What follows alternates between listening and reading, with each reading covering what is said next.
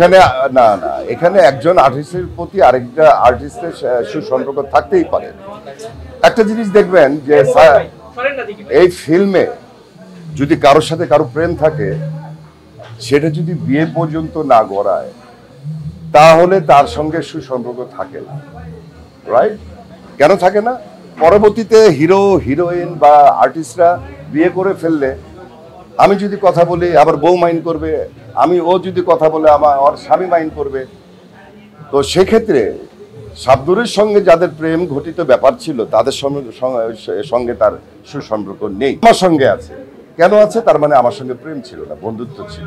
ও ঢাকায় আসলে আমাকে ফোন দিবে, ও বাইরে গেলেও আমাকে ফোন দিবে, আমিও দিব।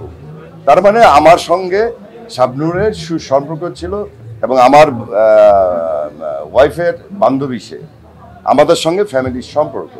যে কারণেই হয়তোবা শাবনূর যেখানে জায়গা নিয়েছে, আমারও সেখানে নিয়েছি, ফেরদৌসও নিয়েছে, এটা হতেই পারে। আর আমি একটা জিনিস মনে করি যে একজন শিল্পীর সঙ্গে আরেকটা শিল্পীর সুসম্পর্ক থাকা উচিত। আমার সঙ্গে যতগুলো নায়িকা কাজ করেছে সবার সঙ্গে আমার সুসম্পর্ক। এটা তো আসলে মনের ব্যাপারে, এই মনের কথাটা তো আমি আপনাকে বলবো বা আপনাদের বলবো না, এটা মনের ভিতরেই থাক। আমি তো বলি নাই মুগ্ধতা, আমি বলছি বন্ধুত্ব। না, কোনো প্রবলেম কেন হবে? কাজ করতে গেলে তো হবেই, সুসম্পর্ক হবেই। এবং যাদের সঙ্গে আমি কাজ করছি প্রত্যেকের সঙ্গে আমার বন্ধুত্বের সম্পর্ক। আমি খালি একটা কথা বললাম না, আমি তো আমার কথার মধ্যে কিন্তু পেয়েছেন যে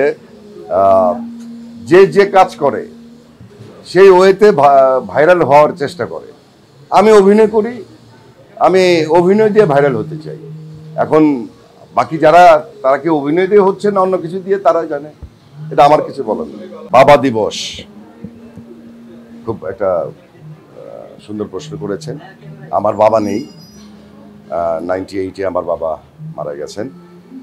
আসলে বাবা বা মাকে ভালোবাসতে কোনো দিবস লাগে না। আমি তো মনে করি যে 365 দিনই আমার কাছে মা দিবস, বাবা দিবস। অতএব তারপরে যেহেতু একটা দিবস সবাই পালন করে, আমি বলবো পৃথিবীর সকল বাবাকে বাবা দিবসের শুভেচ্ছা। এবং যাদের বাবা বেঁচে আছে তাদের উদ্দেশ্যে বলবো বাবা এবং মাকে ঠিকমতো মূল্যায়ন করার জন্য। কারণ আমি চেষ্টা করি আমার মাকে হাসি খুশিতে রাখতে। যাদের মা বেঁচে আছে, বাবা বেঁচে আছে, আপনারাও চেষ্টা করবেন তাদেরকে হাসি খুশিতে রাখতে। অনেক স্মৃতি আছে, অনেক। খালি একটা কথাই বলবো যে আমি যখন ফিল্মে আসার পরে সে 3টি বছর আমার সঙ্গে কথা বলেনি। কেন বলে নাই? যে তার ইচ্ছে ছিল আমি ডাক্তার হই, ইঞ্জিনিয়ার হই, বা একটা অন্য লাইনে যে পড়াশোনা করি।